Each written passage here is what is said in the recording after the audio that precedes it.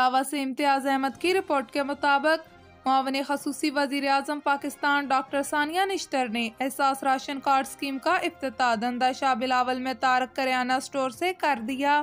Assistant commissioner لاوا احمد ایاز نے اس موقع پر معاون خصوصی ڈاکٹر ثانیہ نشتر کا استقبال کیا۔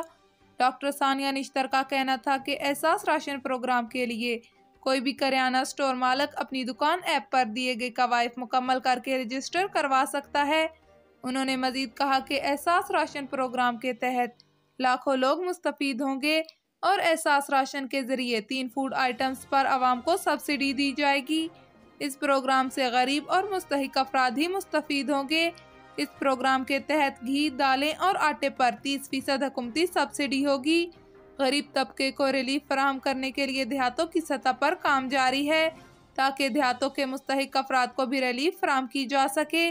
انہوں نے لوگوں کو یقین دہانی کروائی کہ یہ ریلیف ہر مستحق کو لازمی فراہم کیا جائے۔ نوشہرہ وادی سون سے ملک زاہد فاروق اوان کی رپورٹ کے مطابق chief executive officer health Khushab قاضی امان اللہ نے خسرہ اور روبیلا مہم کی مانیٹرنگ اور سوشل موبلائزیشن کے حوالے سے تحصیل ہیڈ کوارٹرز ہسپتال نوشہرہ، بنیادی مراکز صحت اچھالی اور انگا کا دورہ کیا اور خسرہ اور روبیلا مہم کی آگاہی کے حوالے سے اچھالی جھیل، گرین ویلی اسکول اور لاری اڈا اچھالی میں آگاہی سیشن دیا۔ ڈاکٹر امان اللہ قاضی نے کہا کہ والدین اپنے بچوں کو خسرہ، روبیلا اور پولیو سے محفوظ بنا کر محکمہ صحت کی ٹیموں سے تعاون کریں۔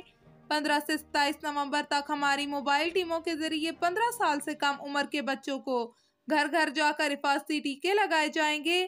بعد میں آگاہی پمفلیٹس اور اشتہارات بھی تقسیم کیے گئے۔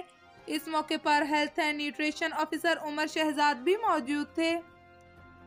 آئی am Pakistan world wide movement کے سربراہ سید احمد علی نے صدر مملکت عارف علوی سے ایوان صدر میں ملاقات کی۔ صدر مملکت نے ملاقات میں زور دیا کہ دیار غیر میں مقیم پاکستانی ہمارے ملک کی ترقی کا وہ زینہ ہے جس کی بدولت پاکستان ترقی کی راہیں طے کرے گا۔ اس لیے ان کو چاہیے کہ وہ پاکستان کی ترقی کے لیے شروع کیے گئے حکومتی منصوبوں میں سرمایہ کاری کریں۔ صدر مملکت نے سید احمد علی سے کہا کہ وہ نارتھ امریکہ میں مقیم پاکستانیوں میں آگاہی مہم چلائیں تاکہ وہ پاکستان میں سرمایہ کاری کر کے اپنے بچوں اور خاندان کے دیگر افراد کے مستقبل کو محفوظ کریں۔ چکوال میں پنجاب فوڈ اتھارٹی کی کارروائیاں۔ فوڈ سیفٹی ٹیموں نے 3 دکانوں پر مجموعی طور پر 32,000 روپے کا جرمانہ عائد کر دیا۔ آپ کو اپڈیٹ کر رہے ہیں director general Punjab food authority کے احکامات پر۔ پنجاب فوڈ اتھارٹی چکوال کی فوڈ سیفٹی ٹیموں نے چکوال میں کارروائی کرتے ہوئے ناقص سٹوریج، زائد المیعاد اشیاء خوراک کی فروخت اور صفائی کے ناقص انتظامات پر food trend sweets and bakers, Mughal shopping centre اور حافظ جنرل اسٹور کو مجموعی طور پر 32,000 روپے جرمانہ عائد کر دیا۔